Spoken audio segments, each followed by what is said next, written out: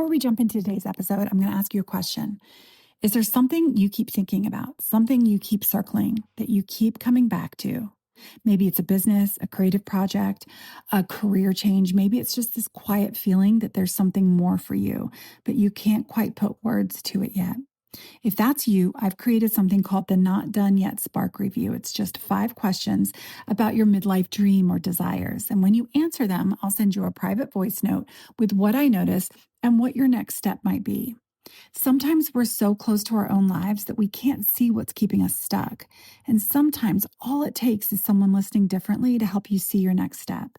If that sounds like something you'd like, you can find the Not Done Yet Spark at the link in the show notes, or you can just go to rachelaperry.com/spark. Now let's dive into today's episode. Hello, friends. Welcome back to another episode of Not Done Yet. I hope that you're well. I had kind of a big trip. Okay. Not in that the trip was amazingly big, but I had some major revelations, and y'all know that I'm going to be bringing my revelations to you guys. Okay. Cause we're doing this midlife thing together, and I had a massive aha over our vacation.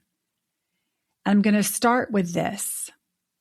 Rachel isn't working up to her potential. Rachel doesn't apply herself. Rachel isn't prepared. Those were not the things that my brother, sister, mom, or dad said to me. Those are direct quotes from middle school and high school report cards written about me. So my parents are trying to downsize because they are 76 years old and are thinking, we hope actually not thinking, but doing this. They live in Norfolk, and they are wanting to move to Charlotte, where my sister lives, to live in, like a 55 and up community. Actually, I think it's more than 55 and up, but it's more like, one of those places where you can live independently, but then as you age and you need more help, they are there to help you with that. And it's just a lovely place, and they are on the list. So they are in the process of downsizing. So over vacation, they brought us yearbooks. They brought us all of our records. And I was kind of excited. I was like, oh, this is going to be interesting. It's a huge stack. And if you're watching this on YouTube, I'm pulling it up now. Like, there's this huge manila folder stuffed with papers. And we were sitting down at dinner, and I thought, you know what? I am going to start reading them. I'm going to start reading it. You guys, it was, now it's no secret. I think that I've shared this before, that, or maybe I haven't. In middle and high school, mostly high school is what I remember, I struggled. I was a C student, solid C student. I always seemed to be clueless in class. I hated school. I had no idea what was going on. And I kept hearing, from my teachers, and then from my parents, because my parents, you were listening to the teachers, that I wasn't working hard enough. But I just didn't understand what was going on. So as I opened this folder and started reading the comments that teachers wrote about me, and I have to say, one of the teachers in particular, literally every single report card I had, she wrote the same 2 comments down, number 12 and number 14. She's not working to her full potential, and she's insufficiently prepared. You'd think, and I was a teacher for 9 years, you'd think that if this, and I had her over a number of years because I was in a special science program. Shouldn't have been, but I was. And you'd think that she'd be like, wait, what's going on here? But she wasn't. So anyway, all of those feelings came back as I opened this folder and started reading aloud what teachers were writing about me. And it was really hard at first because, like I said, I was thrown back into Rachel as a teenager, and the feeling of not being enough and not being good enough and not really having a clue, and feeling like there was something wrong with me because I couldn't seem to do as well as, say, my sister. And I have to say, as I was reading through these report cards and comments, people, listen, my elementary school teachers loved me. I mean, I was only here for like 2 years of middle school because I had been in England before, elementary school. But once I got to middle school and high school, that's when these teachers started being like, hold on. Like, here's what you're doing wrong. Here's what you're doing wrong. Here's what you're doing wrong. And it wasn't one teacher 1 year, y'all. This was a pattern repeated for 6 years? And I don't know if I had a learning disability. I don't know if it was ADHD. It might have been both. I'm not going to pretend that I have the answer that I don't have. But here's what I do know. Whether it was true or not, that didn't matter anymore, because whatever they were saying about me, I started believing it anyway, right? So fast forward, I do better in college. I get a job teaching. I quit teaching. I start a business, blah, blah, blah, all the things, starting a podcast, pivoting the business, all the things. I keep putting myself out there. And every time I get close to putting myself out there, every single time, it started back with the tag team. It started back with my direct sales business when I left teaching. It probably started before that, right? When I started my first podcast, when I started this podcast, when I decided to leave the tag team, it didn't matter what it was. Every time I got close to putting myself out there, there was a voice. It doesn't say anything new. It doesn't say anything new. It just says you're still not enough. Not because it's true, but because it's familiar. It's familiar. It's familiar to me. It's so familiar that I don't necessarily even recognize it. And I'd be willing to bet that there are some thoughts and beliefs that you have that you don't even recognize. And I told you in last week's episode, like, I'm walking through some stuff right now, recognizing that I was not choosing myself, or recognizing that I didn't necessarily love myself, when I was like, no, I do. But actually, no, you know what? You don't. It's like we resolve. I remember saying to a coach or a friend, I can't remember who, but being like, okay, it's like I work through these mindset beliefs, whatever you want to call it. I work through these things, these roadblocks, and then it's like, okay, all right. And then immediately there's something else. And that's not because there's anything wrong with us. It's because that's the nature of life, right? We work through beliefs that we have, and then boom, there are some more beliefs, or there it's even deeper. So I am no therapist. You guys know that. I'm no psychologist. I just know what I've learned, and I know what I'm walking through. And when a teacher says something, and we're Gen X, so what our teachers said went. Our parents were like, yes, that's exactly what's happening, right? So a teacher says something to you, or a parent reacts. And I'm sure I've done this with my kids. I know my parents did it with me. We just react to things. And it's the facial expressions we make, or maybe a coach criticizes you, or a kid laughs at you. None of it has to be malicious to become part of your identity, right? None of those moments were necessarily cruel, but somehow they've become part of who we think we are. So for me, all those comments, and sometimes it was all the same comments over and over and over again, I took that as, I don't apply myself. I don't know what I'm doing. I'm not working up to my potential. So it is like I'm trying to prove to someone that I am working up to my potential. But we all know I am. Hello. I don't know why I feel the need to prove still. And now maybe this is going to disappear now, or maybe it won't be as intense because I've recognized where this is coming from. And how cool that this all happened around the time that I was discovering this process of like, wait, I have some hidden beliefs. I'm not choosing myself, right? Like, this is what happens, you guys, when you start doing the work, the universe, God, however you look at it, those things start being given to us. Answers start coming because we are opening ourselves up to that. So just know that if you are trying to figure out, like, what are these hidden beliefs that you have, like, things are going to start working in your favor, right?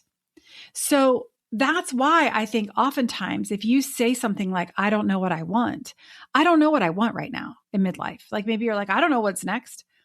That may show up because there's an old story still running quietly in the background. Remember last week we talked about how it's like a program that just is always running.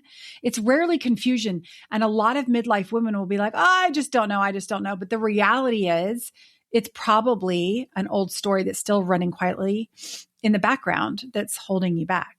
You guys, what's so funny to me is that I'm literally living this in real time. I am living this, and that I'm like, okay, I'm going to talk about this on the podcast. You guys get the cut that out, John Mark. You guys are getting the unfiltered Rachel on this podcast. Like I just tell you guys everything. In fact, let me just go on a little bit of a tangent here. I was at a 50th birthday party the other night, and a director, the previous director of the preschool that my kids went to and that I was on the board for, came up to me and she said, oh my gosh, Rachel, I listened to one of your podcast episodes. And immediately I was like, oh crap. Because I am unfiltered on here and I just share everything. And she's very filtered, if you will. Like she's someone I look up to, right? In her 70s, like you want to kind of like your mom, where you just don't want to say the wrong thing or do the wrong thing and have her think badly of you. And I'm like, oh shit. Because yes, I curse on here and oh crap. And I said, which episode was it? She was like, oh, I don't know, but you were so funny. And I'm like, oh Lord, like, please let that be all it is. Like, was it the one where I was talking about my vagina? Okay. Here's hoping. But anyway, so I share everything with you guys. You get it all. Okay. You get me unpacking the things that I'm newly unpacking because it's a way for me to process, but also I think it's a really great way for you to see that this happens to all of us. Right. So back to kind of the stories, the identity that I grew up believing. The sentence I keep coming back to isn't that I never felt good enough. It's actually that I always thought everyone else was better than me.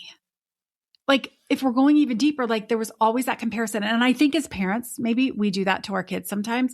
Like I remember my mom being like, oh, well, Cara Nuss does this. Oh, well, so-and-so does this. And even if she's just saying, oh, hey, this is what they're doing, I take that as I'm not doing enough. Like she wants me to be like them. Right. And comparison is something that we all still carry, most likely. You may not even realize it, but we're still comparing ourselves to other people. And guess who's coming out on the bottom? We are. We don't need to be because y'all, we're in midlife. We are owning it, right? We are freaking amazing. What we're bringing to the table these days is incredible. It's incredible. But some of us don't realize that. And some of us still are figuring it out. There are days where I'm like, yes, I'm awesome. Yes, I have so much to offer. Damn, I'm amazing. And then there are days when I open up that big file and I'm actually going to burn this file. I'm not going to lie. Like this file right here, I'm going to burn it. And it's going to feel so good. It's going to feel so good. But just going back into that, you think immediately, oh, that's who I was. I'm not good enough. I don't measure up. And, on a side note, when I shared this with my mom, she said, oh, I wish I'd thought of this. Like I wouldn't have brought it to you. I would have just thrown it away because that's the last thing I wanted to do was to make you feel inferior again or make you feel like you're not good enough again, because none of that is true. And after I got over the zinger, right, that these teachers were saying the same thing over and over again, and no one thought, maybe there's something that's not measuring up. And also, what does it mean isn't working up to your potential? Like, how do you know what my potential is? Because you never took the time to figure it out. But that's just another thought for another day. But it made me realize that if I hadn't gone through all of that, if I hadn't struggled through school, I would not have been able to recognize my kids struggling in school. And I wouldn't have been able to intervene as quickly as I did. And my girls, especially the girls, because they have dyslexia, but even John Mark with his ADHD, I was able to intervene really fast. And part of that was that I had a teaching background and I'd seen things. But even back then, like teachers still were missing things. Maybe that's why I walked through all of that, right? So that I could intervene with my kids much sooner and get them the help much sooner, because early detection, early identification when it comes to learning disabilities is key, right? They're going to be more successful if you catch it early. So anyway, that's just a side note and not what this is about at all. But, there are positives. This isn't just all like, woe is me and how terrible is this?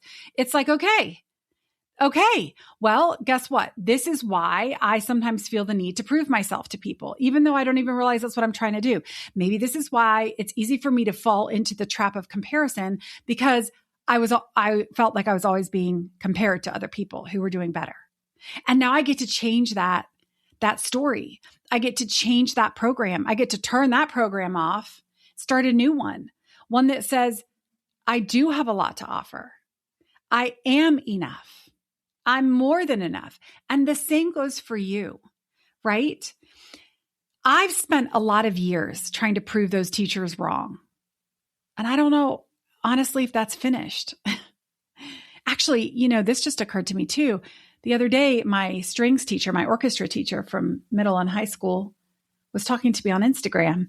And I immediately said to her, my sister and I were talking about you the other day, and how much we enjoyed orchestra.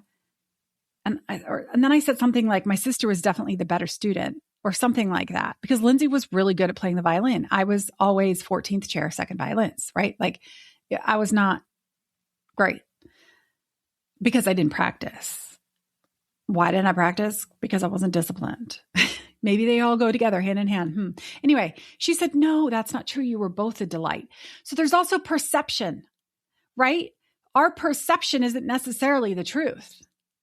So many things to uncover here. But I spent a lot of years trying to prove those teachers wrong. And like I said, I don't know if that's finished, but here's what I'm asking myself this week. And I want you to ask yourself the same thing. Whose voice are you still trying to prove wrong? What's one sentence someone said about you years ago that you're still living from today? And I want you to think about that. And I want you to just sort of dive into that, because the thing is when you are able to identify it, when you're able to recognize these stories that you've been told or that you're identifying with, we can stop them and reprogram our minds. And I just think that's the most amazing thing ever and the coolest thing ever. So that's my encouragement to you this week, is to just dig around in there and just see, what is it?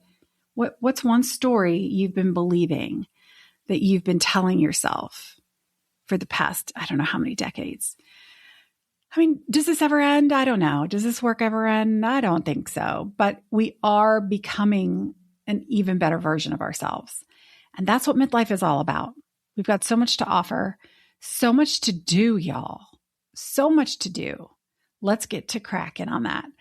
I appreciate you being here. I can't wait to see you next week for another episode of Not Done Yet. Until then, my beautiful friends, take care. And remember, you are not done yet.